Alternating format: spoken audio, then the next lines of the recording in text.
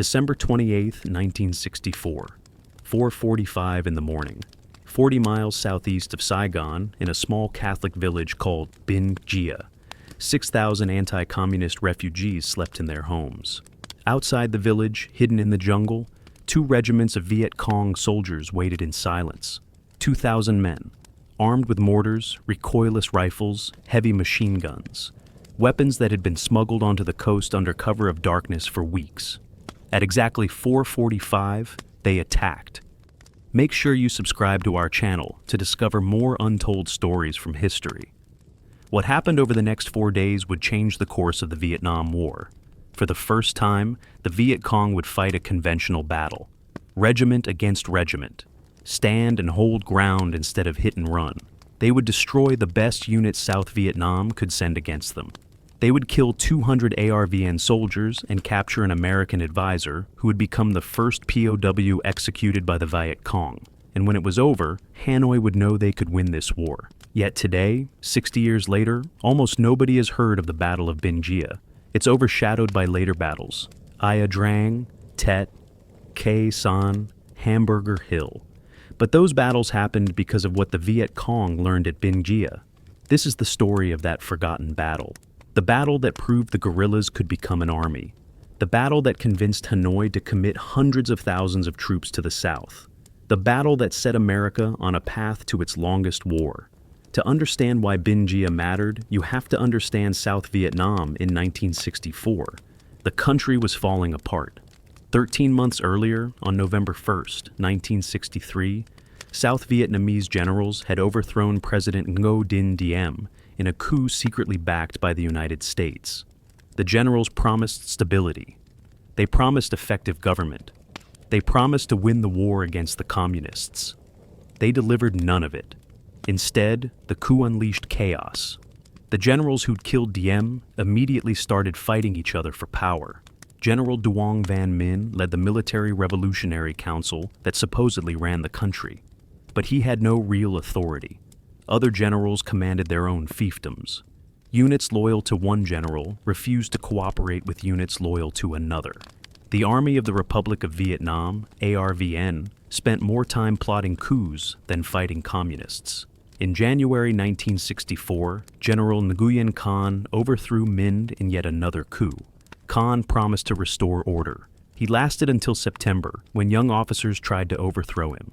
Khan survived that coup, but his authority was shattered. By December, South Vietnam had no effective government at all, just ambitious generals competing for power while the country burned. The chaos at the top infected everything below. ARVN commanders stopped conducting operations. Why risk your soldiers when you might need them to back a coup? Officers who showed initiative got reassigned because some generals saw them as threats. Corruption exploded. Commanders sold rice meant for soldiers. They pocketed money for ghost soldiers who existed only on paper. Morale collapsed. Soldiers deserted by the thousands. Those who remained had no will to fight. And the Viet Cong sensed weakness. Throughout 1964, VC attacks increased across the country. They overran strategic hamlets, the fortified villages the Diem regime had built to protect the population. They ambushed ARVN convoys with impunity. They moved in battalion and regimental strength, something they'd never dared before. By December, vast areas of South Vietnam showed red on intelligence maps. Red meant enemy control, and the red was spreading. American advisors watched this disaster unfold with growing alarm. By late 1964, there were 23,000 American military personnel in South Vietnam. Most were advisors attached to ARVN units. They lived with Vietnamese soldiers, fought alongside them, died with them. And they saw, day after day, that South Vietnam was losing this war. The advisors sent increasingly desperate reports to Saigon and Washington. ARVN is falling apart. The government has no legitimacy. The strategic hamlet program has failed. The VC are getting stronger. We need to do something or we're going to lose this country. But what could be done? President Lyndon Johnson was running for election in November 1964. He didn't want to escalate the war before the election. So the advisors kept writing reports, and the situation kept deteriorating. Meanwhile, in Hanoi, the North Vietnamese leadership watched South Vietnam's chaos and made a decision that would commit them to total war, a decision that would ultimately cost millions of lives. They decided this was their moment. South Vietnam was weak. America was hesitant. If they struck now, struck hard, they could win. The decision didn't come easily. North Vietnam's Politburo was divided. Some leaders wanted to focus on building socialism in the North. Let the Viet Cong in the South continue their guerrilla war, but don't commit major resources. Don't risk provoking massive American intervention. Be patient. Eventually, the corrupt South Vietnamese government would collapse on its own. Other leaders, led by Le Duan, the Communist Party General Secretary, argued for immediate escalation. Le Duan had spent years in the South. He knew the situation on the ground, and he believed this was the time to strike. South Vietnam was paralyzed by coups. ARVN was demoralized and ineffective. America hadn't yet committed combat troops. This window of opportunity wouldn't last forever. Strike now, strike hard, and South Vietnam would fall before America could intervene in force. In October 1964, the Politburo made its decision. They would escalate. They would send regular North Vietnamese army units south. They would massively increase weapons and supplies flowing down the Ho Chi Minh Trail. Most importantly, they would order the Viet Cong to conduct large-scale conventional operations. No more just hit and run. The VC would seize and hold territory. They would fight set-piece battles. They would prove they could defeat ARVN in conventional combat. The order went out on October 11, 1964.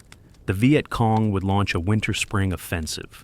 Multiple operations across South Vietnam. The goal? Inflict maximum damage on ARVN regular units.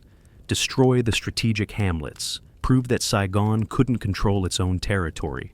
And demonstrate to the United States that supporting South Vietnam was a lost cause. The Viet Cong Nam Bo Regional Command, responsible for operations in the Mekong Delta and the area around Saigon, established a sub-command to plan and execute these operations. Commander Tran Dinh Shu, Deputy Commander Nguyen Hoa, Political Commissar Le Trong Tan. Their mission? Destroy ARVN units in the provinces surrounding Saigon. Show that even in areas supposedly pacified, the government couldn't protect its people. They identified two regions for the main offensive: Bin Long and Phuoc Long, provinces along Route 14 to the north of Saigon, and Baria and Long Con, provinces to the east. These areas had strategic value. Route 14 connected Saigon to the Central Highlands. The eastern provinces controlled access to the coast, where weapons could be smuggled in from the sea. More importantly, both areas were close to Saigon. Victory there would threaten the capital itself.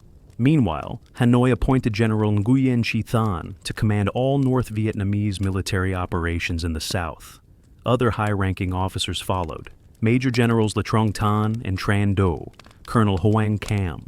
They brought experience from the war against France. They brought expertise in conventional warfare. And they brought Hanoi's commitment to winning this war by any means necessary. In July 1964, two Viet Cong regiments began moving into position: the 271st Regiment and the 272nd Regiment. These were the elite forces of what would become the VC 9th Division. Well-trained, well-equipped by VC standards, highly motivated, and about to conduct operations unlike anything the Viet Cong had attempted before. During the first phase of their campaign, these regiments overran several strategic hamlets. Zan Song fell, then Cam Jae, Dong Sha, Tai Kai. The pattern was the same everywhere.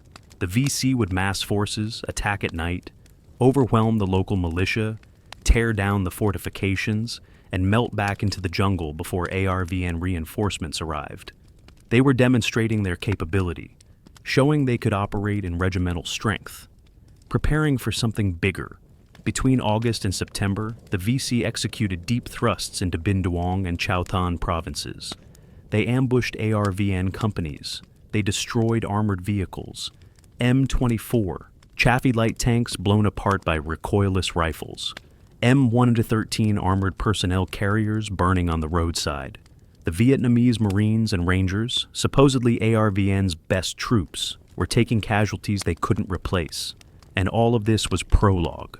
All of it was preparation for the main event. The battle that would prove the Viet Cong could win conventional engagements. The battle that would change everything. The Battle of Binh Gia. Binh Gia was an unlikely place for a decisive battle. The village itself held no strategic value. No major roads ran through it. No military installations nearby. No critical infrastructure. Just a small Catholic community 40 miles southeast of Saigon in Phuoc Thi province. About 6,000 people lived there, farmers mostly, growing rice in the paddies that surrounded the village. But these weren't just any farmers. These were refugees from North Vietnam, Catholics who'd fled south in 1954 during Operation Passage to Freedom when the Geneva Accords partitioned Vietnam. They'd left everything behind, their homes, their land, their ancestral graves. They'd crowded onto ships and sailed south to escape communist rule. And they'd rebuilt their lives in places like Binh Gia.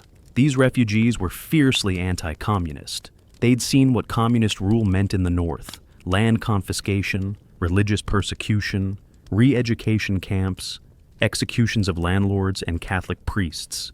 They'd fled that nightmare, and they had no intention of living under it again. When the Viet Cong approached their villages, they reported it to the government. When VC cadres tried to recruit among them, they refused. This made them enemies of the revolution, which made them targets. The Viet Cong had another reason for choosing Binh Gia: geography.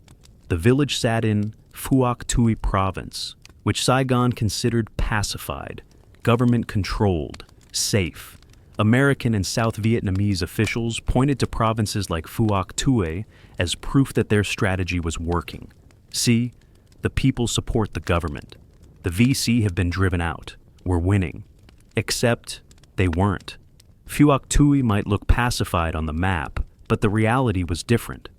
Government control extended only to the villages and the main roads. Beyond that, the countryside belonged to the Viet Cong.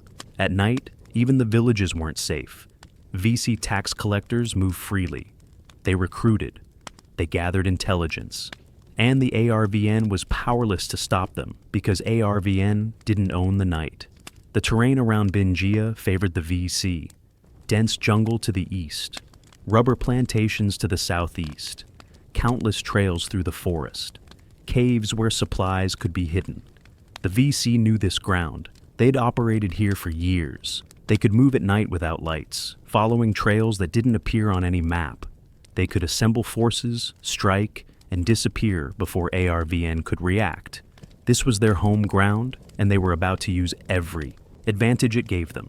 For weeks before the battle, the VC brought in supplies, mortars broken down and carried on bicycles, heavy machine guns wrapped in tarps, recoilless rifles that could destroy armored vehicles, thousands of rounds of ammunition, medical supplies, food, everything needed to sustain a multi-regiment operation for days. All of it smuggled through the jungle, moved at night, cached in hidden locations. The villagers of Binh Gia noticed something was wrong. VC activity increased. Small patrols appeared at the edges of the village. Strangers were seen in the rubber plantations. Local militia reported movement in the jungle at night. But when they reported this to province headquarters, nothing happened. Phuoc Thi was pacified, the officials said. The VC wouldn't dare attack in force here. The reports were probably just local guerrillas. Nothing to worry about. They were wrong. On the night of December 4th, the VC probed the village. A company of local force VC attacked the militia. Simultaneously, elements of the 1st Regiment hit the district headquarters at Duc Tan, several kilometers away. Both attacks were repulsed. The VC withdrew, leaving a few bodies behind. ARVN claimed victory. They'd defended successfully against a minor attack. Nothing serious. But it wasn't nothing. It was reconnaissance. The VC were testing the defenses. How many militia? What weapons did they have? How quickly could reinforcements arrive? The December 4th attack told them everything they needed to know, and 3 weeks later, they came back. This time with 2 full regiments, this time to stay. December 28th, 1964. The day started normally in Binh Gia. Villagers woke at dawn. Farmers headed to their fields. Children played in the dusty streets. The local militia, about 60 men armed with old rifles, went about their routine patrols. It was the rainy season, but today was dry, hot and humid like every day in southern Vietnam. Nobody suspected what was coming. At 4:45 in the morning on December 28th, while most of the village still slept, the Viet Cong struck. Elements of the 271st Regiment and the 445th Company launched a coordinated assault from multiple directions. Mortars opened fire first, the rounds dropping into the village with devastating accuracy. The VC had registered their targets during previous reconnaissance. They knew exactly where the militia had their positions, where the village chief lived, where the main church stood. The militia never had a chance. They were asleep or just waking up when the mortars started falling. Then the VC infantry hit them. 2,000 troops swarming into a village defended by 60 militia armed with World War II-era rifles. The militia fought. Some positions held out for 20 minutes. Others were overrun immediately. By 5:30, less than an hour after the attack began, Binh Gia was in VC hands. The VC immediately began fortifying their positions. They'd planned this carefully. They weren't here to destroy the village and leave. They were here to stay, to hold ground, to force ARVN to come after them. And when ARVN came, they'd be ready. The VC set up their command post in the Catholic Church. The irony wasn't lost on anyone. A communist command center in a Catholic church in a village of anti-communist refugees. It was a calculated insult, but it was also practical. The church was the largest building in the village. Solid construction, good visibility, perfect for a headquarters. Heavy weapons went into prepared positions. Mortars dug in behind stone walls where they were protected from counter-battery fire. Heavy machine guns positioned to cover all approaches to the village. Recoilless rifles zeroed in on the likely routes ARVN reinforcements would use. The VC had studied ARVN tactics. They knew exactly how the South Vietnamese would respond, and they were ready. The VC also did something unusual. They allowed some villagers to escape. Normally, they'd keep everyone in place to prevent word of the attack from getting out. But this time was different. They wanted ARVN to know Binh Gia had fallen. They wanted ARVN to send reinforcements. Because this wasn't just about taking a village. This was about destroying the forces that came to retake it. By mid-morning, on December 28th, word reached ARVN headquarters in Saigon. Binh Gia has fallen. The reports were confused. How many VC? A company? A battalion? Nobody knew for sure, but it was clear the village was lost. And the commander of a 3 Corps, the military region that included Phuoc Toe province, immediately ordered a counterattack. He couldn't let the VC hold a village 40 miles from Saigon. It would be a propaganda disaster. Recapture Binh Gia. Immediately. The orders went out. 2 companies from the 33rd Ranger Battalion would air assault into Binh Gia. The Rangers were elite troops, the best infantry in ARVN. If anyone could retake the village, they could. Helicopters were scrambled. American UH-1 Hueys. The ubiquitous slicks that carried Vietnamese troops into combat throughout the war. The Rangers loaded up, nervous but confident. They were Rangers. They'd fought VC before. They'd win again. The helicopters took off at noon on December 29th. American pilots at the controls, Vietnamese Rangers in the cargo bays, flying low over the rice paddies toward Binh Gia. Artillery had hit the village all morning, softening up the VC positions. Or so ARVN hoped. The pilots picked their landing zones, fields just outside the village, close enough to attack quickly, far enough to avoid landing directly on top of the enemy. What nobody knew was that the VC controlled those landing zones. The helicopters came in low and fast, flaring at the last second to bleed off speed, skids touching down in the rice paddies. The Rangers jumped out, forming up, ready to assault. And that's when the VC opened fire. Machine guns from tree lines that the Rangers thought were clear, mortars that had been pre-registered on the exact landing zones, recoilless rifles firing directly at the helicopters still on the ground. It was a perfect ambush. The VC had known exactly where ARVN would land. They'd prepared positions covering those zones. And now, they cut the Rangers to pieces. Men fell before they could get off the helicopters. Others made it 20 yards and died in the rice paddies. A few reached cover and tried to return fire, but they were pinned down. outnumbered, taking casualties they couldn't sustain. Within minutes, the two Ranger companies were combat ineffective. Half the men were dead or wounded. The rest were scattered, trying to survive, unable to organize a coherent assault. The helicopter pilots tried to provide support, door gunners firing their M60 machine guns at VC positions. But the incoming fire was too intense. Several helicopters were hit. One crashed. The others pulled out, leaving the Rangers on the ground, stranded, under fire, dying. The Rangers radioed for help. We need reinforcements. We need artillery. We need air support. We need to get out of here. But help was hours away. Air Force jets could hit the area, but only if they could identify VC positions without hitting the trapped Rangers. Artillery was firing, but the VC were too close to the friendly forces, and reinforcements would take time to organize. All day on December 29th, the Rangers fought for survival. Some managed to pull back from the initial landing zones. Others were surrounded and destroyed. By nightfall, the 33rd Ranger Battalion had effectively ceased to exist as a fighting force. Dozens dead, more wounded, some captured, including their American advisors. The two companies that had landed that morning had been annihilated, but ARVN headquarters wasn't giving up. If two Ranger companies couldn't take Binh Gia, they'd send more. A company from the 30th Ranger Battalion was ordered to air assault in, support the 33rd. Finish the mission, the company loaded onto helicopters late on December 29th. The pilots were nervous. They'd seen what happened to the 33rd, but orders were orders. The 30th Rangers landed and immediately came under fire. Not as intense as what hit the 33rd, but bad enough. The VC had shifted some forces to engage the new threat. The 30th Rangers tried to push toward the village. They made it a few hundred yards. Then they hit prepared VC defensive positions and stopped. They dug in for the night, surrounded by enemy forces, unable to advance, unable to retreat.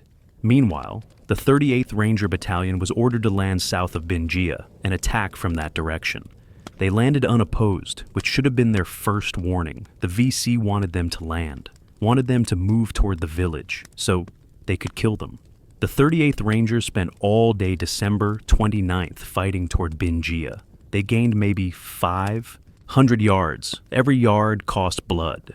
By nightfall, they too were stuck, unable to advance, taking casualties, accomplishing nothing. 3 Ranger battalions committed. All 3 stopped cold. Dozens dead, hundreds wounded, and Binh Gia was still in VC hands. ARVN headquarters in Saigon faced a choice: pull back and admit defeat, or commit more troops and try to salvage this disaster. They chose to commit more troops. They always chose to commit more troops, and the VC were counting on it. On the evening of December 29th, ARVN headquarters made a decision. The Rangers couldn't do it alone. They needed heavier firepower, better troops. The Marines. South Vietnam's Marine Corps was considered the country's finest fighting force. Better trained than the Rangers, better motivated, better led. The Marines could do what the Rangers couldn't. They'd take Binh Gia. The 4th Marine Battalion was based at Di near Bien Hoa Air Base. 426 men, elite troops with a fearsome reputation. They called themselves the Killer Sharks. They'd fought in multiple campaigns. They had American advisors who respected them. If anyone could break the VC at Binh Gia, it was the 4th Marines. The order came through late on December 29th. Deploy to Binh Gia. Relieve the Rangers, retake the village. The battalion commander, Major Nguyen Van No, was a career officer.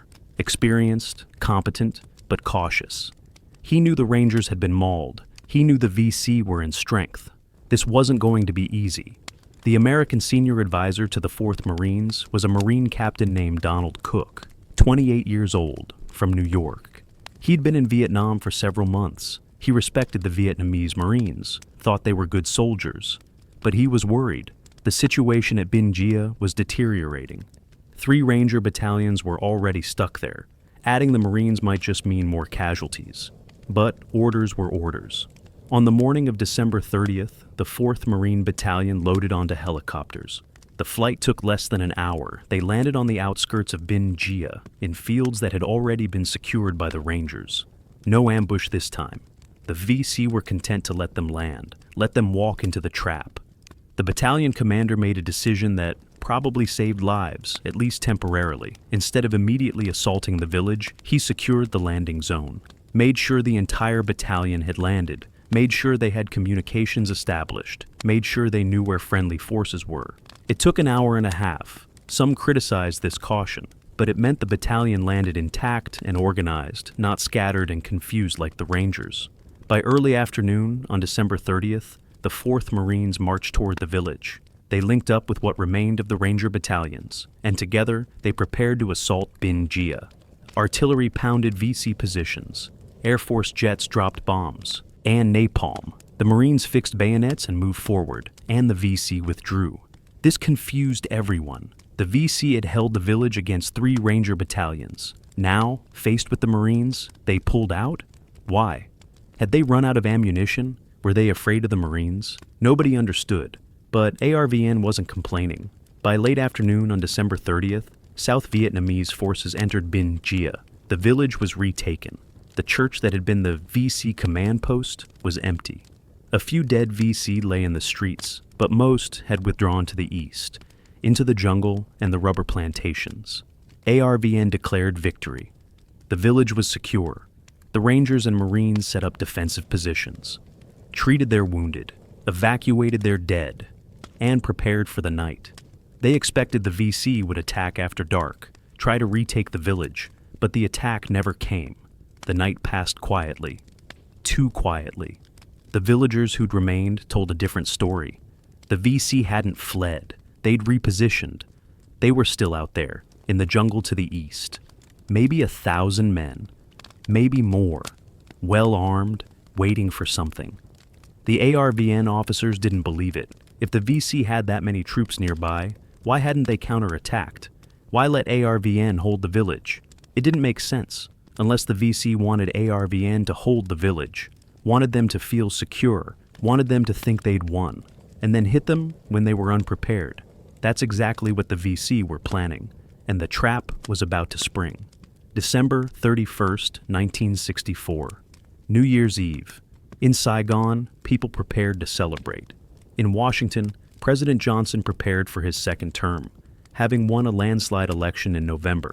In Binh Gia, 426 South Vietnamese Marines and the remnants of 3 Ranger battalions held a village they thought they'd secured. And in the jungle to the east, 2,000 Viet Cong soldiers prepared for the attack that would define this battle. The morning started with an incident that changed everything. An American helicopter gunship, flying reconnaissance near Binh Gia, came under fire from a rubber plantation about 4 kilometers southeast of the village. The helicopter was hit, badly. It crashed and burned in the Quang Jiao plantation. 4 American crewmen died. This created a problem. American bodies were on the ground in VC territory. They had to be recovered. It was policy. It was honor. You don't leave Americans behind. The commander of the relief operation, ARVN the 3rd Corps, ordered the Marines to send a patrol to the crash site, recover the bodies, secure the area. Major No, the 4th Marine Battalion commander, didn't like it. The crash site was 4 kilometers from Binh Gia, 4 kilometers into VC territory. His Marines would be beyond artillery range, beyond easy reinforcement, isolated, and the VC had just shot down that helicopter, which meant they were in strength at that location. This was dangerous. Captain Donald Cook, the American advisor, agreed. He told Major No this was a bad idea, too risky. But the orders came from 3 Corps. Recover those American bodies, immediately. Major No assigned the 2nd Company, 4th Battalion to the mission. About 100 men. They'd move to the crash site, recover the bodies, and return to Binh Gia. Should take a few hours. The company moved out mid-morning on December 31st, moving carefully through the rubber plantation. The trees were planted in neat rows, which should have made observation easy. But the undergrowth was dense. Visibility was limited. You could hide an entire battalion in a rubber plantation, and nobody would see them until they opened fire. As the Marines approached the crash site, they spread out. Standard tactics. Don't bunch up. Make yourself a harder target. They could see the wreckage ahead. The blackened helicopter, smoke still rising from the burned metal. No sign of the VC who'd shot it down. Maybe they'd left. Maybe this would be easy. It wasn't. The VC had ambushed the Rangers 2 days earlier. Now they'd ambush the Marines. Same tactic. Let them get close. Let them think it's safe. Then hit them from 3 sides at once. The Marines were 100 yards from the crash site when the VC opened fire. Machine guns from the tree lines to the left and right. Mortars dropping onto the Marines' position. Recoilless rifles firing point blank. It was devastating. The first volley killed or wounded 30 men. The survivors dove for cover, but there wasn't much cover in a rubber plantation. Just the trees themselves, and the VC had fields of fire planned to cover every tree. The Marines tried to return fire, tried to maneuver, but they were pinned down. Every time someone moved, machine guns cut them down. The VC were in prepared positions. The Marines were caught in the open. This wasn't a fight, it was an execution. The company commander tried to call for artillery support, but they were too far from Binh Gia, out of range. He called for air support, but the Air Force needed time to scramble jets, time the Marines didn't have. He called for helicopter gunships. They'd come, but it would take 30 minutes, maybe longer. And in 30 minutes, his entire company could be dead. A few Marines managed to pull back, fighting their way through the VC fire. They made it to a small hill and set up a defensive position. Maybe a dozen men, all that was left of the second company. They held that hill all day. VC artillery pounded them. Infantry tried to overrun them, but the Marines held, waiting for rescue, hoping help would come before they were all killed. Back in Binh Gia, Major No heard the reports. Second Company was being destroyed. He had to reinforce them. He had to save his men. But if he sent more troops, they might get ambushed too. If he sent the whole battalion, he'd leave Binh Gia undefended. What should he do? He made the decision every commander dreads. He committed the rest of his battalion. The Marines loaded up and moved east toward the sound of gunfire. American helicopter gunships arrived overhead, firing rockets and machine guns at VC positions. Maybe that would give the Marines a chance. Maybe they could rescue Second Company and get out before the VC could spring another trap. They couldn't. The VC had planned for this. They'd ambush Second Company knowing it would force the rest of the 4th Marines to come after them. And when they did, the VC would hit them too. The main body of the 4th Marine Battalion walked into a killing zone, every bit as deadly as the one that had trapped Second Company. And this time, there would be no escape. The fighting was savage. Close range, bayonets and grenades, Marines and VC dying within yards of each other. The VC had numerical superiority. The Marines had training and firepower. For hours, the battle raged. Men on both sides performing acts of incredible bravery. Men on both sides dying in terrible ways. By mid-afternoon, the battalion commander and his executive officer were dead. Marine companies were scattered across the battlefield. Some fought their way back toward Binh Gia. Others were overrun and destroyed. The Second Company, the one that had gone to the crash site, fought until nightfall and then slipped through VC lines in darkness.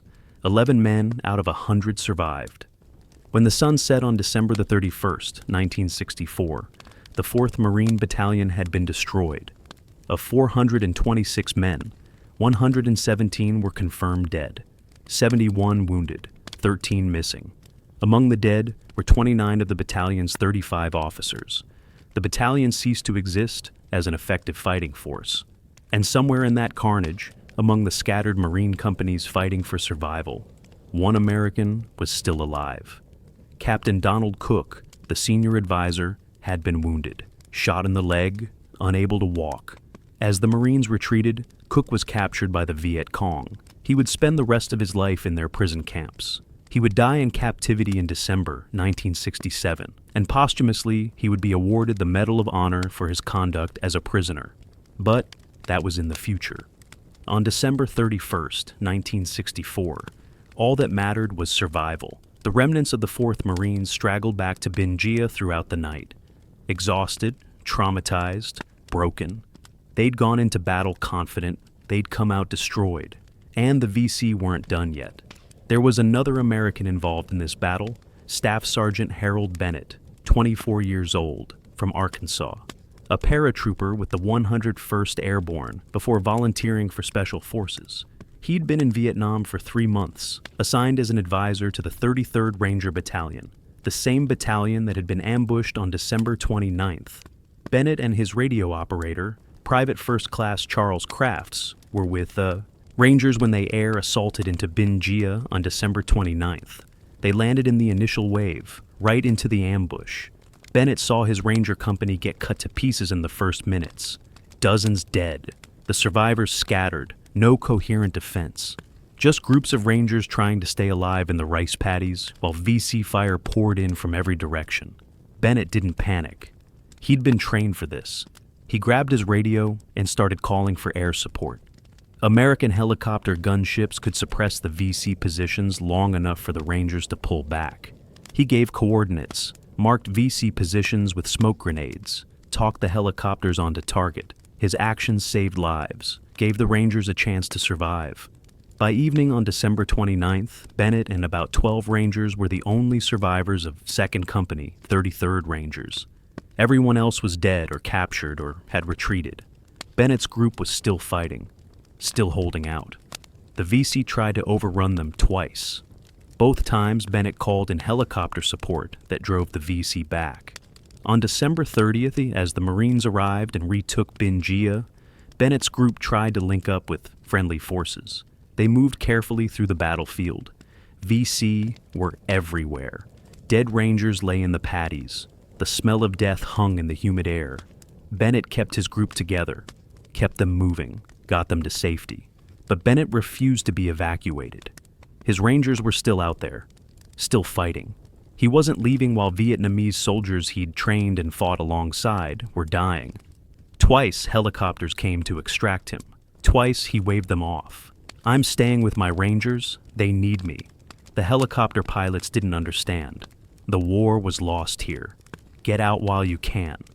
But Bennett stayed. On December 31st, during the fighting in the rubber plantation, Bennett's luck ran out.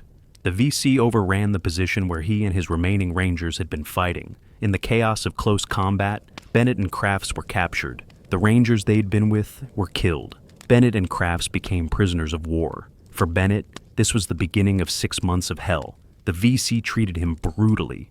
They knew he'd called in helicopter strikes that killed VC soldiers. They knew he'd helped the Rangers fight more effectively. They hated him for it, and they would make him pay. The Viet Cong marched Harold Bennett and Charles Crafts into the jungle. Their hands were tied behind their backs.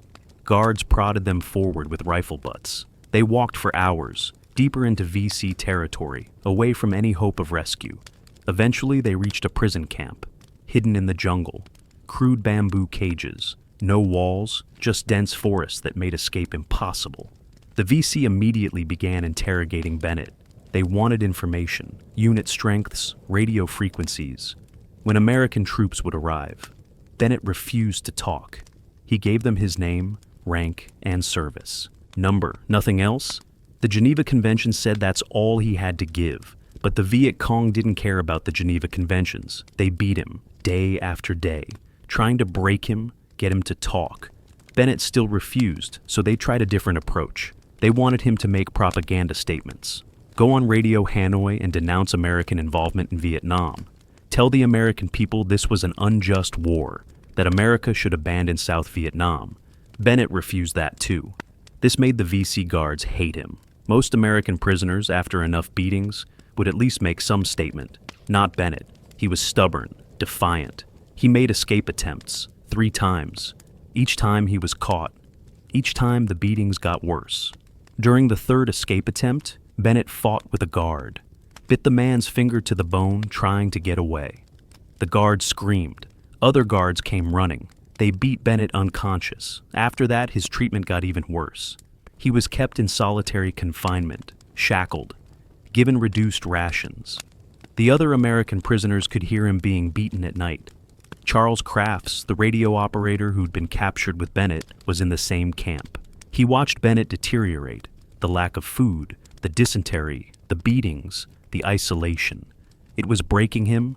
Not mentally, Bennett's spirit remained strong, but physically. His body was giving out. He became weak, sick, unable to eat even when food was offered. In May 1965, the VC moved the prisoners to a new camp. They marched them through the jungle. Bennett could barely walk. He kept falling behind. The guards kicked him, punched him, trying to make him keep up. But he was too weak. Finally, the guards separated him from the other prisoners, took him away. Crafts heard no gunshot, heard nothing. Bennett just disappeared. 2 weeks later, the remaining prisoners settled into the new camp. On June 24th, 1965, Radio Hanoi made an announcement. The National Liberation Front had executed an American prisoner, Staff Sergeant Harold George Bennett, executed in retaliation for the South Vietnamese government's execution of a Viet Cong terrorist. Bennett's family in Arkansas wouldn't know for certain what happened for years. The Army listed him as missing in action, then killed in action. But his body was never recovered, never returned. To this day, Staff Sergeant Harold Bennett's remains have never been found. He was the first American prisoner of war executed by the Viet Cong in Vietnam. He wouldn't be the last. In 2006, 41 years after his death, Bennett was posthumously awarded the Silver Star for his actions at Binh Gia and his resistance in captivity. In 2020, he was inducted into the U.S. Army Ranger Hall of Fame. A post office in Arkansas bears his name, but it's small recognition for a man who died in a forgotten battle, fighting for allies who would lose their country, in a war America would eventually abandon. As Bennett and Crafts were being marched into captivity on the night of December the 31st, ARVN headquarters in Saigon faced a crisis. 3 Ranger battalions had been mauled, the 4th Marine Battalion had been destroyed, hundreds of soldiers were dead, more were wounded or missing, and the Viet Cong still held positions around Binh Gia. This was the worst defeat ARVN had suffered in the war so far. The generals made a decision. They would commit their strategic reserve, 3 battalions of airborne troops. South Vietnam's airborne were the country's most elite soldiers, better than the Rangers, better than the Marines, tough, well-trained, experienced. If anyone could salvage this disaster, it was the airborne. But the airborne needed time to deploy. They had to be moved from their bases, loaded onto aircraft, flown to the area, then air assaulted into the battle. This would take hours, all day January 1st at the earliest. Could the forces at Binh Gia hold until then? Nobody knew. They'd have to try. The night of December 31st into January 1st was tense. The survivors of the 4th Marines, along with what remained of the Ranger battalions, held Binh Gia. They expected a VC assault after dark. The VC owned the night. They attacked at night. Everyone waited for the attack. It never came. Instead, the VC did something unexpected. They pulled back. Not entirely. They still held positions in the rubber plantations and jungle around the village. But they stopped attacking, stopped trying to retake Binh Gia. Why? Were they out of ammunition? Had they taken too many casualties? Or were they declaring victory and leaving? As dawn broke on January 1st, 1965, an eerie silence settled over the battlefield. No gunfire, no mortars. Just the moans of wounded men and the smell of death. ARVN sent patrols out carefully, checking for VC positions. The patrols found abandoned defensive positions. Dead VC left behind. 32 bodies, but no live enemy soldiers. The VC had withdrawn during the night. Villagers who emerged from hiding told the soldiers what they'd seen. The VC had left in good order, not fleeing, just marching away, carrying their wounded on stretchers, taking most of their dead with them, moving east into the jungle. At least 750 men, the villagers said. Maybe more, well-armed, disciplined. They looked like they'd won, because they had won. Later that morning, the ARVN airborne battalions arrived. 3 battalions, fresh troops, ready to fight. But there was no one to fight. The VC were gone. The airborne secured the area, established a perimeter, searched for enemy forces, found nothing. The battle was over. ARVN headquarters declared victory. We recaptured Binh Gia. We drove off the Viet Cong. We won. The official communiques emphasized ARVN's success, the courage of the Rangers and Marines, the effective air support. The VC had been defeated and forced to retreat. This was victory, except everyone who'd been there knew it wasn't. The VC had held a village for 4 days. They'd destroyed 2 elite ARVN battalions. They'd inflicted casualties far beyond what they'd suffered, and they'd withdrawn on their own terms, in good order, carrying their wounded and equipment. That's not defeat, that's tactical victory. The casualty figures told the story. ARVN lost 201 soldiers killed, 192 wounded, 68 missing. Many of the missing were probably dead. Their bodies never recovered from the jungle and plantations. 5 Americans had been killed, 2 captured. Equipment losses included numerous weapons, radios, and other gear left on the battlefield when units were overrun. The VC claimed they'd killed 1,731 South Vietnamese soldiers and 52 Americans. These numbers were propaganda, inflated to make their victory seem even greater. But even using ARVN's own figures, which were probably understated, the defeat was catastrophic. 2 of South Vietnam's elite battalions had been rendered combat ineffective. Others had suffered heavy losses. It would take months to rebuild these units. Some would never recover their effectiveness. The Viet Cong losses were harder to determine. ARVN counted 32 confirmed VC bodies left on the battlefield. But that number was meaningless. The VC carried away most of their dead and wounded. Intelligence estimates suggested the VC had suffered perhaps 300 to 600 casualties total. Even taking the high estimate, the VC had inflicted 3 times the casualties they'd suffered. That's a decisive tactical victory by any measure. More importantly, the VC had proven something. They could fight conventional battles. They could hold ground against ARVN's best troops. They could coordinate multi-regiment operations with artillery support.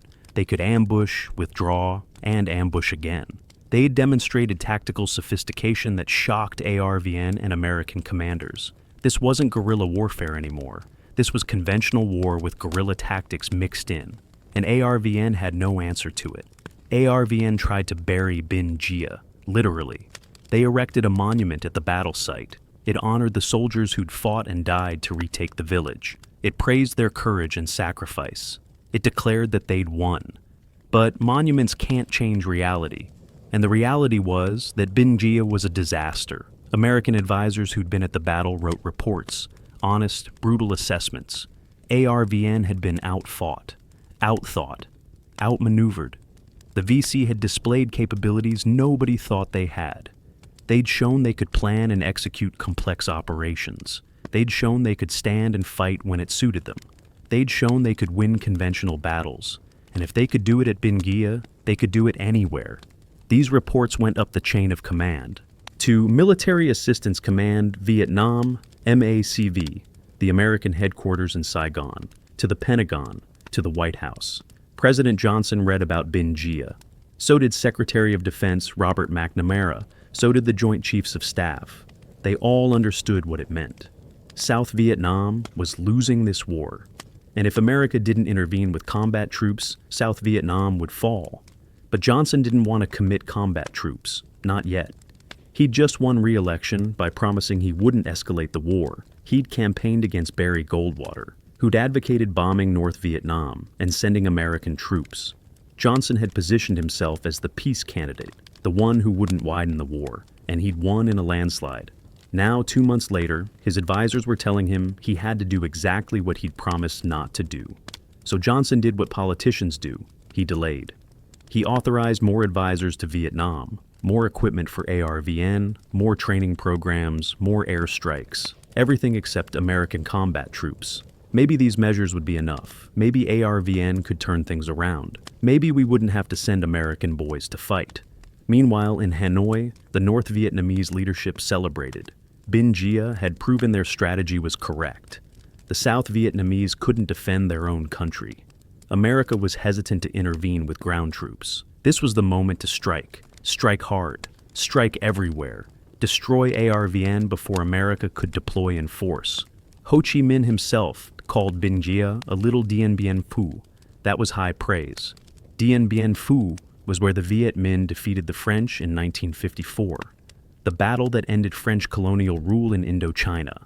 Ho was saying Binh Gia could be the beginning of the end for American involvement in Vietnam. He was right, though it would take 10 more years and 58,000 American deaths to prove it. Le Duan, the party general secretary who'd pushed for escalation, used Binh Gia to argue for more aggressive operations. We can win this war. We can beat ARVN. We can do it before America commits combat troops. The Politburo agreed. Orders went south. Increase the pressure. Launch more attacks. Show that Binh Gia wasn't a fluke. Prove that the revolution was winning. And the attacks came. Throughout early 1965, the Viet Cong launched operations across South Vietnam. Some succeeded, some failed, but the message was clear. The VC were no longer just guerrillas ambushing convoys and attacking outposts. They were an army capable of regimental operations, capable of destroying government battalions, capable of winning this war. Yet, somehow, Binh Gia has been forgotten. Ask Americans about Vietnam War battles, and they'll mention Ia Drang, the Tet Offensive, Khe Sanh, Hamburger Hill, all famous battles, all important, but none of them would have happened without Binh Gia. Binh Gia was the template, the proof of concept, the battle that showed the VC how to fight, and the battle that showed America that Vietnam couldn't be won without a massive commitment of troops. Why has Binh Gia been forgotten? Partly because it was an ARVN defeat, not an American one. Only 5 Americans died there. It was a Vietnamese battle fought by Vietnamese soldiers. American historians focused on battles where Americans fought and died. Binh Gia gets relegated to a footnote, partly because it came early in the war, before most Americans paid attention to Vietnam, before American combat troops deployed, before Vietnam became a nightly news event. In December 1964, most Americans couldn't have found Vietnam on a map. They certainly weren't following individual battles, and partly because both sides had reasons to downplay it. ARVN claimed victory and didn't want to emphasize how badly they'd been beaten. The Americans didn't want to advertise that their ally was losing, and the VC, while they celebrated privately, didn't have the propaganda apparatus to make Binh Gia famous internationally. The battle faded from memory, but its consequences shaped everything that followed.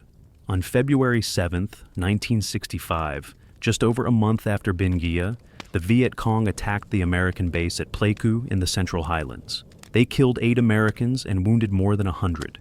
President Johnson used the Pleiku attack as justification for Operation Flaming Dart, retaliatory airstrikes against North Vietnam. 3 days later, VC attacked another American base at Quy Nhon. 23 Americans died. Johnson authorized Operation Rolling Thunder, a sustained bombing campaign against North Vietnam that would last 3 years. But bombing wasn't enough. The situation in South Vietnam continued deteriorating. ARVN kept losing battles. More coups rocked Saigon. The government had no stability, no legitimacy, no will to fight. American commanders warned that South Vietnam was on the verge of collapse. Without American combat troops, the country would fall within months. On March 8, 1965, 3,500 Marines landed at Da Nang, the first American combat troops officially deployed to Vietnam. Their mission was to protect the Da Nang Air Base. But everyone knew this was the beginning. More troops would follow. The mission would expand. America was going to war. By December 1965, 184,000 American troops were in Vietnam. By the end of 1966, 385,000. By the end of 1967, 485,000. The numbers kept growing because the enemy kept growing stronger. And it all traced back to decisions made after Binh Gia. The VC had proven they could win conventional battles, so North Vietnam committed to winning the war conventionally. They sent regular army units south, the People's Army of Vietnam, PAVN, well-trained regulars with heavy weapons, artillery, anti-aircraft guns, even tanks eventually. The guerrilla war became a conventional war with guerrilla tactics mixed in. American commanders responded by trying to fight a conventional war. Search and destroy operations. Body counts. Attrition warfare. Kill enough enemy soldiers and they'll give up. Except they didn't give up. They kept fighting. They accepted casualties that would have broken any Western army. And they kept coming because they believed they were fighting for their country's independence. And they were willing to die for it. The first major battle between American troops and the PAVN came in November 1965. The Battle of Ia Drang. The 1st Cavalry Division Air assaulted into the Ia Drang Valley. They fought PAVN regulars for the first time. The fighting was savage, close range, Americans discovered that the PAVN were tough, disciplined soldiers, hard to kill, willing to take enormous casualties. The Americans won tactically. They held the battlefield. But the PAVN showed they could fight Americans to a standstill. And Ia Drang used tactics the VC had developed at Binh Gia: ambush the relief forces, attack at close range to negate American firepower, hold ground longer than expected, inflict maximum casualties before withdrawing. The PAVN had studied Binh Gia. They'd learned from it. And they applied those lessons against American troops. Throughout 1966 and 1967, the war escalated. More American troops, more PAVN troops coming south, bigger battles, more casualties. America was sinking deeper into a war it didn't understand, fighting an enemy it couldn't defeat, in a country whose people it couldn't win over. And none of America's military might could change the fundamental reality. The North Vietnamese and Viet Cong were fighting for their country. They would accept any sacrifice to win. America was fighting for an ally that didn't want to fight for itself. That's not a war you can win with firepower. By 1968, the American public was turning against the war. The Tet Offensive in January and February shocked Americans. The enemy they'd been told was defeated launched coordinated attacks across South Vietnam. The VC even attacked the American embassy in Saigon. Militarily, Tet was an American victory. The VC suffered devastating losses, but psychologically, it was a defeat. The American public realized this war wasn't being won. It might not be winnable. Support for the war collapsed. President Johnson announced he wouldn't run for re-election. Richard Nixon was elected president, promising peace with honor. But the war dragged on 4 more years. Nixon expanded the bombing, invaded Cambodia, mined North Vietnamese harbors. Nothing worked. Finally, in January 1973, America signed the Paris Peace Accords and withdrew. 2 years later, North Vietnam conquered the South. Saigon fell on April 30th, 1975. The war was over. America had lost. And you can trace that loss back to Binh Gia. That's where the VC proved they could win conventional battles. That's where they developed the tactics they'd use for the next 10 years. That's where they showed that ARVN couldn't defend South Vietnam without American help. That's where the seeds of American escalation were planted. Everything that followed, all the death and destruction, all the protests and divisions in American society, all the trauma for veterans, all of it traces back in some way to decisions made after a battle that most people have never heard of. What should military commanders have learned from Binh Gia? That the Viet Cong were no longer just guerrillas. They could plan and execute regimental operations. They could coordinate multiple units with artillery support. They could set complex ambushes. They could hold ground when it suited them and withdraw when it didn't. They were becoming an army, and you can't defeat an army with counterinsurgency tactics alone. ARVN should have learned that their tactics weren't working. Air assaulting into hot landing zones without adequate reconnaissance was suicide. Sending relief forces without properly securing the routes was asking to be ambushed. Operating beyond artillery range left units vulnerable. And most importantly, they should have learned that their soldiers needed better training, better leadership, and a reason to fight beyond not being shot for desertion. American advisors should have learned that ARVN wasn't going to win this war. The corruption was too deep. The leadership was too politicized. The soldiers had no morale. You can't win a war when your ally doesn't want to fight. And pumping in more equipment, more advisors, more training wasn't going to fix fundamental problems of legitimacy and will. American political leaders should have learned that Vietnam was a quagmire, a war the United States couldn't win without destroying the country it was trying to save. That escalation would only lead to more escalation, that the enemy had an unlimited will to sacrifice, and that the American public wouldn't support a long, costly war for unclear objectives in a distant country. But nobody learned these lessons. Or if they learned them, they ignored them. ARVN kept using the same failed tactics. American advisors kept writing optimistic reports that contradicted reality. American generals kept asking for more troops, promising that just a few more divisions would turn the tide. And American politicians kept escalating, hoping the next measure would be the one that finally worked. Why did they ignore the lessons of Binh Gia? Partly because of the sunk cost fallacy. We've already invested so much. We've already lost so many men. we can't quit now. That would mean their deaths were for nothing. So we keep fighting, keep escalating, keep losing more men, making the sunk costs even greater. It's a trap that's caught nations throughout history, partly because of domestic politics. No American president wanted to be the one who lost Vietnam. That would be political suicide. So each president escalated a little more. Kennedy sent advisors, Johnson sent combat troops. Nixon expanded the war into Cambodia, each hoping the next measure would bring victory, or at least avoid defeat on their watch. They were all kicking the can down the road. Eventually, Nixon did lose Vietnam, but by then, America was so exhausted by the war that most people were just relieved it was over, partly because of flawed assumptions about warfare. American military doctrine said, you win wars through superior firepower and technology. We have B-52s, we have helicopters, we have artillery that can hit targets 20 miles away. The enemy has rifles and homemade grenades. How can they possibly win? But technology doesn't matter if you're not fighting the right kind of war. The VC and PAVN weren't trying to win battles. They were trying to outlast America, make the war so costly, so lengthy, so painful that America would give up. And that strategy worked, and partly because nobody wanted to admit we were wrong. America doesn't lose wars. America is the most powerful nation on Earth.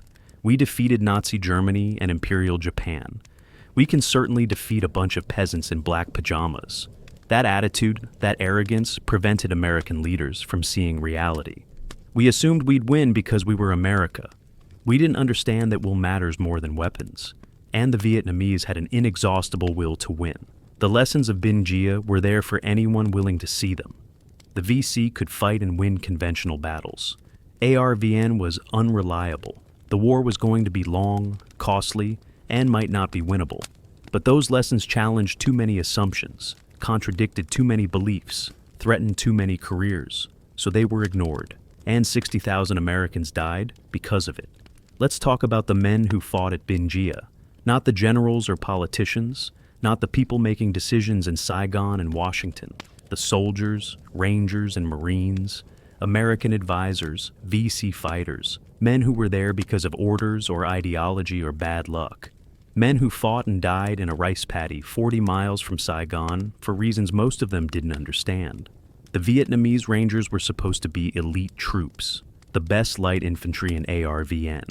They trained at special camps, learned advanced tactics, got better equipment than regular infantry. They wore leopard spot camouflage uniforms, jumped from airplanes, thought they were the toughest soldiers in Vietnam, until Binh Gia showed them they weren't. Those Rangers who landed on December 29th probably thought this would be routine. Another operation, air assault in, kill some VC, air assault out. They'd done it dozens of times, but this time was different. This time, the VC were waiting, well-positioned, in regimental strength, with heavy weapons. The Rangers never had a chance. They were dead before they understood what was happening. The survivors, the ones who made it through that first ambush, spent 3 days fighting for their lives. No relief coming, low on ammunition, wounded men screaming, dead friends lying in the sun.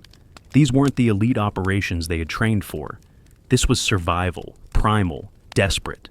Many of them broke, threw down their weapons and ran. Others fought until they were killed or captured. After Binh Gia, the 33rd Ranger Battalion was finished. They'd rebuild it with new recruits, but it would never be the same battalion. The Marines of the 4th Battalion thought they were better than the Rangers. Better trained, better led, better fighters, the killer sharks. They'd prove it by doing what the Rangers couldn't. Retake Binh Gia. Then they walked into the same ambushes, the same killing zones.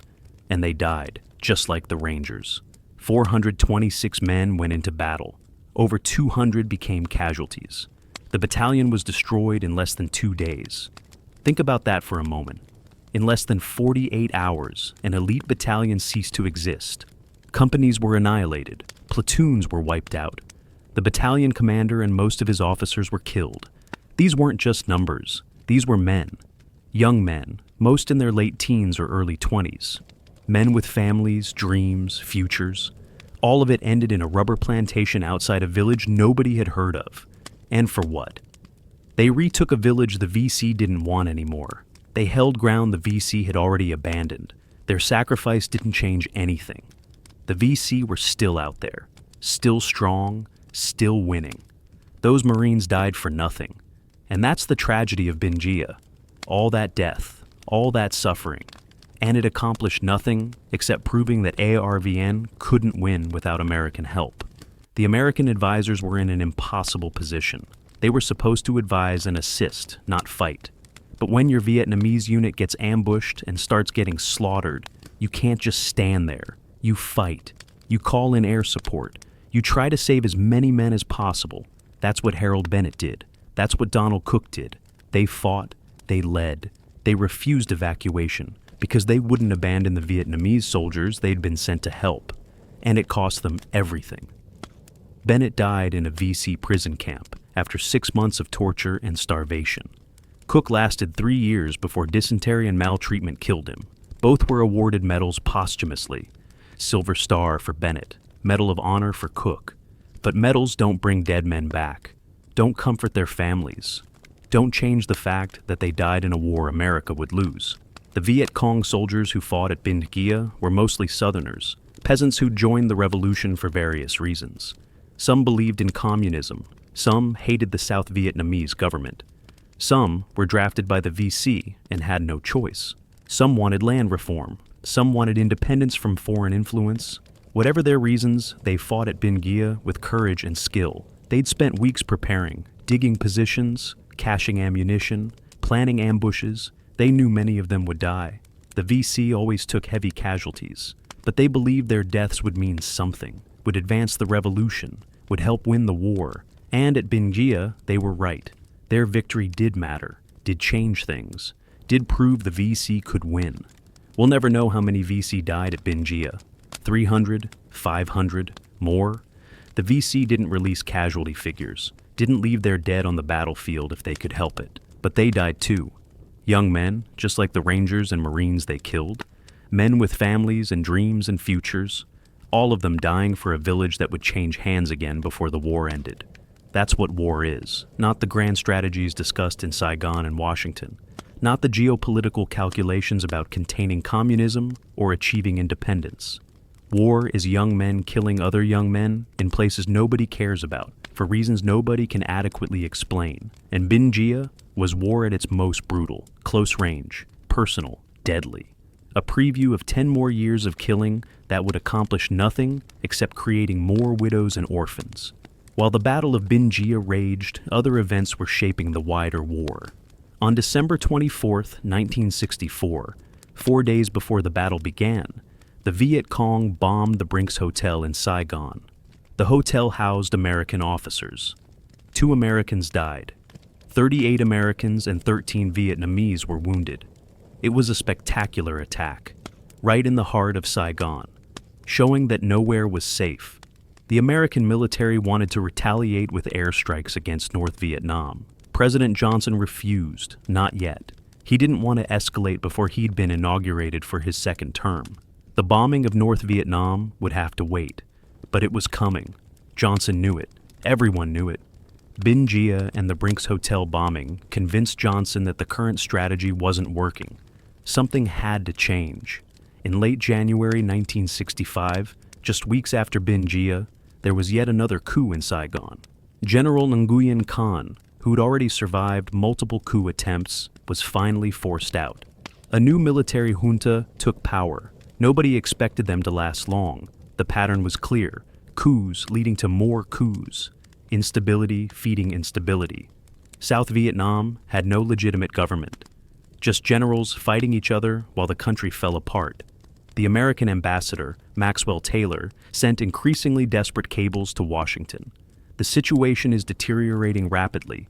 ARVN is losing the war. The government has no authority. We need to do something dramatic, or South Vietnam will collapse. Taylor advocated for American combat troops, not just advisors, real, fighting units that could take on the VC and win. But Johnson still hesitated. Then came Pleiku and Quy Nhon in February. VC attacks on American bases, American casualties mounting. Johnson couldn't ignore that. American bases were being attacked. Americans were dying. The American public would demand a response. So Johnson authorized the bombing campaigns, Rolling Thunder, Arc Light, constant airstrikes against North Vietnam and VC bases in the South. Maybe bombing would break the enemy's will. Maybe it would force Hanoi to negotiate. Maybe it would give South Vietnam time to stabilize.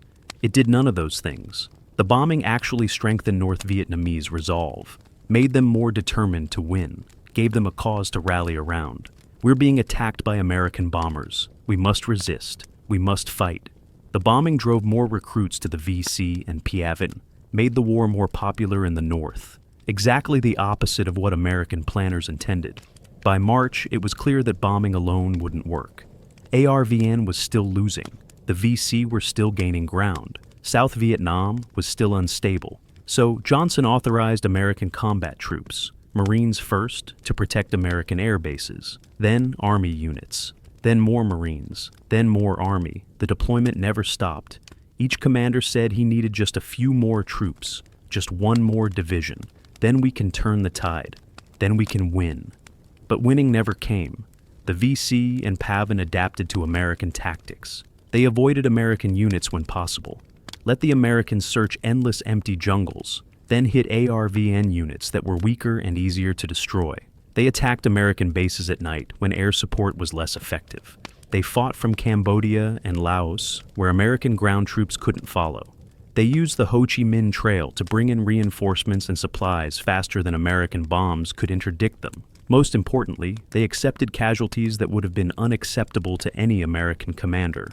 A battle that cost the VC 1,000 dead might be considered a victory if it killed 300 Americans, because the VC could replace 1,000 dead. Their population was fighting for survival. Every family contributed soldiers. They could take losses indefinitely. America couldn't. Every American death was reported. Every casualty was counted. The American public had a limited tolerance for casualties. Eventually, that tolerance would be exceeded. And it all started at Binh Gia.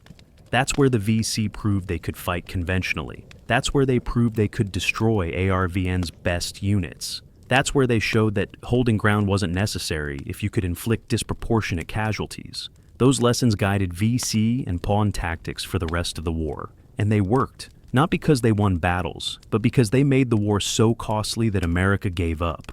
Let's step back and look at Binh Gia strategically. What did it mean? For the war? Why did it matter?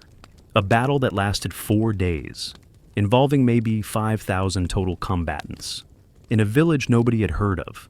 How could that be decisive? First, Binh Gia showed the Viet Cong's new capabilities. Before Binh Gia, American and ARVN intelligence estimated the VC could operate in battalion strength, maybe 600 men. They could ambush convoys, attack outposts, raid villages, but they couldn't fight set-piece battles against regular troops. They'd hit and run, never stand and fight. That was the assessment. Binh Gia shattered that assessment. The VC operated in regimental strength, 2,000 men. They held ground for 4 days. They defeated multiple ARVN battalions sent against them. They coordinated infantry, artillery, and logistics in ways guerrillas weren't supposed to be able to do. This wasn't guerrilla warfare. This was conventional military operations by an increasingly professional army. This capability shift changed everything. If the VC could fight conventionally, they didn't need to hide in the jungle. They could challenge government control of villages and districts. They could destroy ARVN units instead of just harassing them. They could take and hold territory. That meant the war was entering a new phase, a phase ARVN wasn't prepared for, and a phase that would require massive American intervention to prevent communist victory. Second, Binh Gia exposed ARVN's weaknesses: tactical incompetence, poor coordination, inadequate intelligence, units air assaulting without proper reconnaissance, relief forces walking into obvious ambushes, commanders ignoring their advisors' warnings. These weren't just individual mistakes, they were systemic problems throughout ARVN. And Binh Gia made them obvious to everyone. American advisors had been writing about these problems for years, but Saigon and Washington ignored the reports. ARVN is improving, training is working, equipment deliveries are making a difference, progress is being made. Those were the official lines. Binh Gia proved they were lies. ARVN wasn't improving, they were losing. And no amount of American advisors or equipment was going to change that without fundamental reforms that the South Vietnamese government had no intention of making. Third, Binh Gia proved ARVN's morale problem. The Rangers and Marines who fought there were supposedly the best troops South Vietnam had. Elite units, highly motivated, well-trained. Yet they broke under pressure. Companies disintegrated. Men threw down their weapons and fled. Officers lost control of their units. After Binh Gia, nobody could pretend ARVN had high morale. They were fighting because they'd be shot if they didn't. That's not an army that wins wars. Why was ARVN morale so low?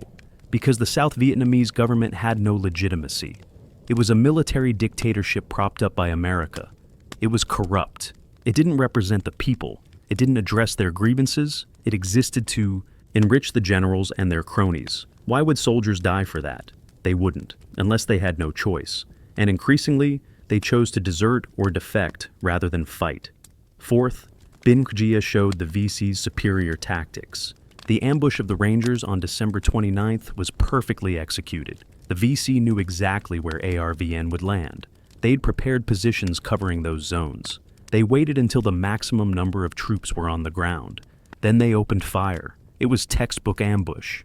And it worked perfectly. The ambush of the Marines on December 31st showed even more sophistication. The VC deliberately shot down a helicopter to create a crisis.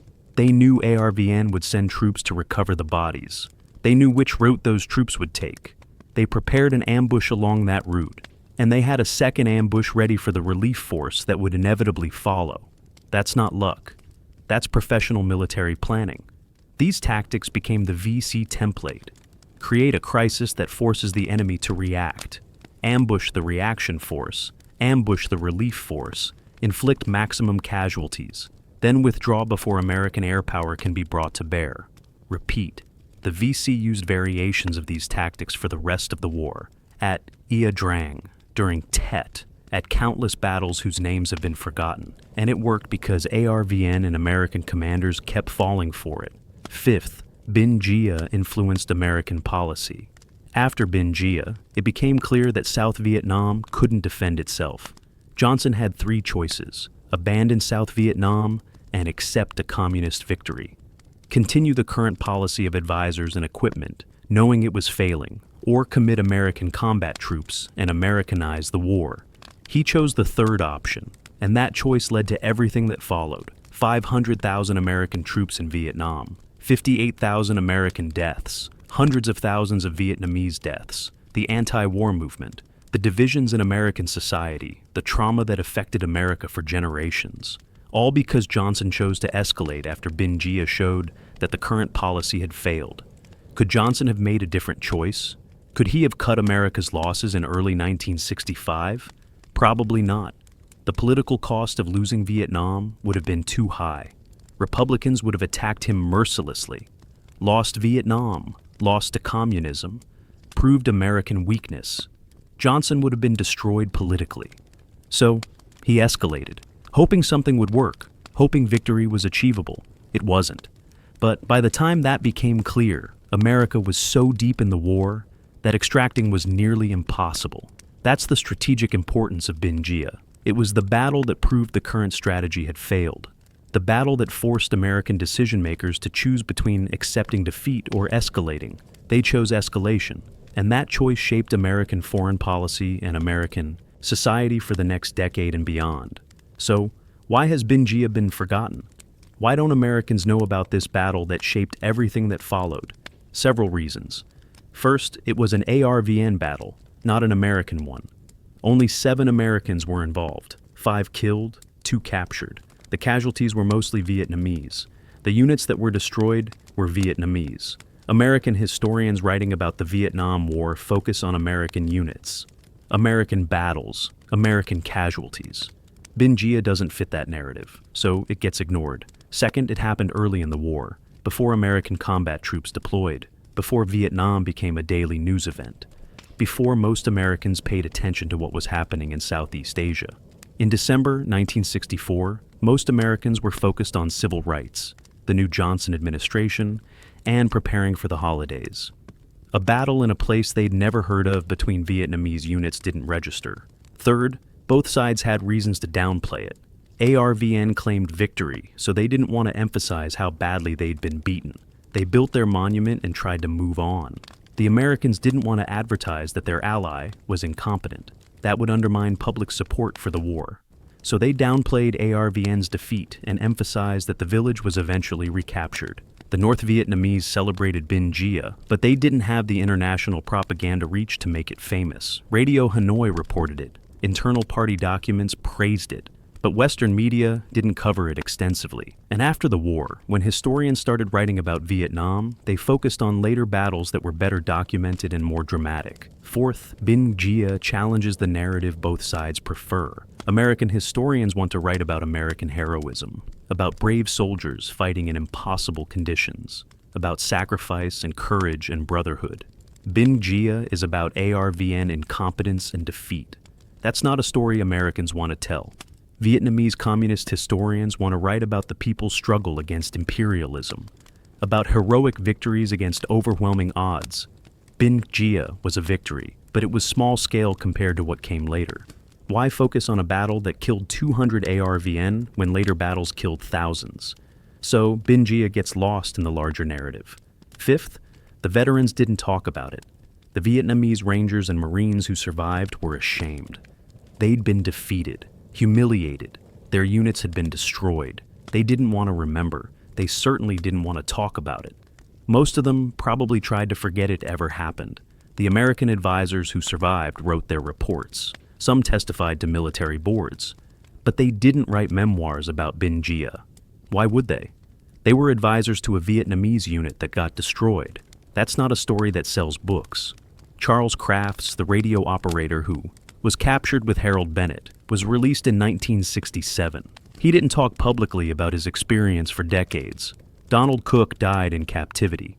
Can't tell stories when you're dead. The VC who fought there were proud of their victory, but individual soldiers didn't write memoirs. The Communist Party controlled the narrative. They determined which battles got commemorated, which heroes got celebrated. Binh Gia got some recognition, but not much. Other battles were deemed more important, more symbolic, better suited for propaganda purposes. So Binh Gia faded from memory, a battle that changed the course of the war. That proved the VC could fight conventionally. That forced America to choose between escalation and defeat. Forgotten, lost to history, known only to specialists and veterans who were there. But it shouldn't be forgotten, because Binh Gia teaches important lessons about the limits of military power, about the importance of legitimate government, about the danger of escalation, about the human cost of war. These lessons are relevant today, maybe more relevant than ever, and maybe by remembering Binh Gia, we can avoid repeating its mistakes. What happened after Binh Gia? The war escalated, just as the battle's outcome predicted, just as American advisors feared, just as the North Vietnamese hoped. The 33rd Ranger Battalion was rebuilt. New recruits, new officers, new training. But it was never the same. The survivors carried the trauma of Binh Gia with them. The new recruits knew what had happened to the old battalion. That knowledge affected morale. The 33rd Rangers fought throughout the war, sometimes effectively, sometimes not. But Binh Gia's shadow hung over them.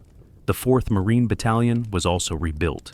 Eventually it became part of the expanded South Vietnamese Marine Corps. It fought in many battles, gained some redemption. But again, Binh Gia was always there. The old-timers remembered. The battalion commander had been killed at Binh Gia. Most of the officers had died there. That institutional memory couldn't be erased. Harold Bennett's body was never recovered, never returned. His family held a memorial service, buried an empty coffin. They received his medals. His Silver Star citation praised his heroism at Binh Gia and his resistance in captivity. But medals don't bring sons back. Bennett's mother spent the rest of her life hoping his remains would be found. They never were. Charles Crafts, the radio operator captured with Bennett, was released in 1967. He'd spent 2.5 years in VC prison camps. He was emaciated, sick, traumatized. He testified about Bennett's death, confirmed that Bennett had been executed. But Crafts struggled with survivors' guilt. Why did Bennett die and I live? He never fully answered that question. Like many POWs, he found civilian life difficult. The war never left him. Donald Cook, the Marine captain captured on December the 31st, died in Sietsdaisi captivity on December 8, 1967, 3 years almost to the day after his capture. Dysentery killed him, but really it was the cumulative effects of torture, starvation, and disease. Other prisoners said Cook spent his last years caring for other POWs, sharing his food, nursing the sick, keeping up morale. For that, he was awarded the Medal of Honor, posthumously. His family received it in 1980, 13 years after his death. Better late than never, but it didn't change anything. The Viet Cong, 271st and 272nd Regiments that won at Binh Gia became part of the 9th VC Division. They fought throughout the war, always aggressive, always dangerous. American units learned to respect them. They were tough opponents, well-led, well-trained, willing to take casualties. The 9th Division took part in the Tet Offensive, in the Easter Offensive of 1972. They were in the final assault on Saigon in 1975. After the war, the division was honored as a heroic unit. Veterans received medals and pensions. Some became party officials. They'd won. They'd unified their country. Whatever the cost, they could claim it was worth it. The village of Binh Gia changed hands several times during the war. VC controlled it at night. ARVN controlled it during the day. Sometimes, the villagers suffered regardless of who controlled it. Many fled to refugee camps. Others stayed and tried to survive. After the war, Binh Gia became part of unified Vietnam. The old divisions between communist and anti-communist didn't matter anymore. Everyone was Vietnamese. Everyone had to rebuild. The battlefield itself has largely disappeared. The rubber plantations where the Marines died are still there, but they are commercial operations now. The rice paddies where the Rangers fell have been developed. The village has expanded. Modern buildings, paved roads. No physical trace remains of the battle, just the monument ARVN erected. It's still there, a relic from a lost cause. Most locals probably don't even know what it commemorates. Is there a lesson in all this? Maybe. War is terrible, always. Even necessary wars. Even just wars. People die in horrific ways. Families are destroyed. Societies are traumatized. And often, the sacrifices accomplish nothing. That was certainly true at Binh Gia. Hundreds died. 2 elite battalions were destroyed. And it changed nothing except accelerating a war that would last 10 more years and kill millions more. Maybe the lesson is that military power has limits. America learned that in Vietnam, had the most powerful military in history, could destroy entire countries with nuclear weapons, could bomb enemy positions with B-52s, could move divisions with helicopters. None of it mattered, because the Vietnamese were willing to sacrifice more than America was, because they were fighting for their country, and America was fighting for an ally that didn't want to fight for itself. Military power can't overcome those fundamental disadvantages. Maybe the lesson is about legitimate government. South Vietnam fell because its government was illegitimate. It was corrupt. It didn't represent the people. It didn't address their grievances. No amount of American support could change that. Without a legitimate government, you can't win a counterinsurgency. The people won't support you. They'll support the insurgents instead. That's what happened in Vietnam. And it's happened in other wars since. We don't seem to learn. Or maybe the lesson is simpler. War is hell. Don't start one unless you absolutely have to. And if you do start one, make sure you understand what you're fighting for and what it will cost. Because once you start, stopping is nearly impossible. The sunk costs grow, the commitments deepen, the casualties mount, and eventually you're trapped in a war you can't win and can't afford to lose. That's where America found itself in Vietnam. And Binh Gia was one of the early signs pointing toward that trap. At Iwo Jima in World War II, Admiral Chester Nimitz said, "Uncommon valor was a common virtue." He meant that ordinary men performed extraordinary acts of courage. That heroism was everywhere on that battlefield. The same could be said of Binh Gia. The Rangers who landed into ambush and fought for 3 days with no hope of relief showed courage. The Marines who walked into the rubber plantation knowing it might be a trap showed courage. Harold Bennett, refusing to be evacuated, then refusing to break under torture, showed courage. Donald Cook, caring for fellow prisoners until disease killed him, showed courage. These were ordinary men performing extraordinary acts. The Viet Cong soldiers who attacked Binh Gia, knowing many of them would die, also showed courage. Political ideology aside, they were brave. They fought against superior firepower and technology. They accepted casualties that would break most armies. They believed in their cause strongly enough to die for it. That's courage, even if we disagree with their cause. But courage isn't enough. Valor isn't enough. At Binh Gia, uncommon valor was indeed common, on both sides. Men fought and died with extraordinary bravery, and it accomplished nothing except proving that this war would be long and costly and might not be winnable. That's the tragedy of Binh Gia.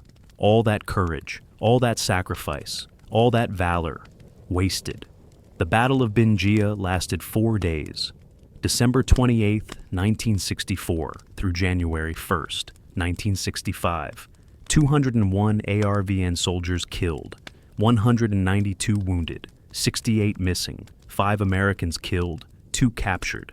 The Viet Cong suffered perhaps 300 to 600 casualties, though exact numbers will never be known. A small battle by the standards of what came later. Tiny compared to Ia Drang or Khe San or the Tet Offensive. But Binh Gia mattered. It was the first time the Viet Cong fought a conventional battle, and won. The first time they destroyed elite ARVN units in sustained combat. The first time they proved they could operate in regimental strength with artillery support and sophisticated tactics. It was the battle that convinced Hanoi they could win the war. The battle that convinced Washington they had to escalate. The battle that set both sides on a path to 10 more years of killing. And it's been forgotten. Lost to history. Overshadowed by bigger battles. Ignored by historians. Unknown to the public. A pivotal battle that changed everything. And nobody remembers it, except the men who were there, the survivors. They remember. They remember the sound of mortars falling in the pre-dawn darkness, the sight of friends dying in rice paddies and rubber plantations, the smell of blood and cordite and death, the fear, the chaos, the desperation. They remember even when they wish they could forget. And maybe that's enough. Maybe it doesn't matter that the world has forgotten Binh Gia. Maybe what matters is that the men who fought there know what they did, know what they endured, know what they sacrificed. They don't need monuments or history books or recognition from strangers. They know, and they carry that knowledge for the rest of their lives. This is the story of the Battle of Binh Gia, a forgotten battle in a lost war, a battle that changed everything and meant nothing, a battle where uncommon valor was common and it wasn't enough, a battle we should remember even though we'd prefer to forget. Because forgetting the past guarantees we'll repeat it, and the mistakes made at Binh Gia were repeated throughout the Vietnam War.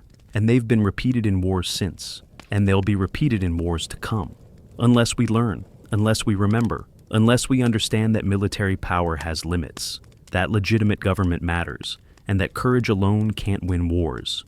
Remember Binh Gia. Remember the men who fought there. Remember the lessons they paid for with their blood. And maybe, just maybe, we can avoid making the same mistakes again.